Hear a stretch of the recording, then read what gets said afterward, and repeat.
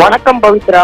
தூத்துக்குடி மாவட்டம் உட்பட தென் மாவட்டங்களில் கடந்த சில தினங்களாக தொடர்ந்து பலத்த மழை பெய்து வருகிறது. இதன் காரணமாக வற்றாத ஜீவநதி என அழைக்கப்படும் தாமிரபரணி ஆற்றில் கடுமையான வெள்ளப்பெருக்கு ஏற்பட்டுள்ளது. குறிப்பாக நெல்லை மாவட்டத்தில் கருணாநதி, ராமநதி, மணிமுத்தாறு, பாபநாசம் உள்ளிட்ட பல்வேறு அணைகள் திறக்கப்பட்டுள்ளது.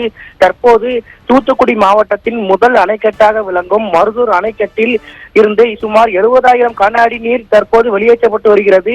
மேலும் ஸ்ரீவைகுண்டம் அணைக்கட்டு பகுதியில் இருந்து 65,000 கன அடி தண்ணீர் தற்போது வெளியேறி வருகிறது.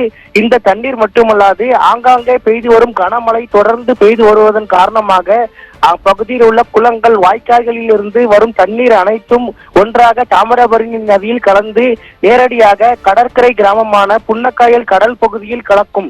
இந்த நிலையில் புன்னக்காயல் பகுதியில் நேற்றைய தினம் பௌர்ணமி தினம் என்பதால் அந்த பகுதியில் அந்த பௌர்ணமி தினத்தன்று ஹை டைட் என அழைக்கப்படும் உயர் அலைகள் எழும்பும் என கடலில் அது வழக்கமான ஒன்று.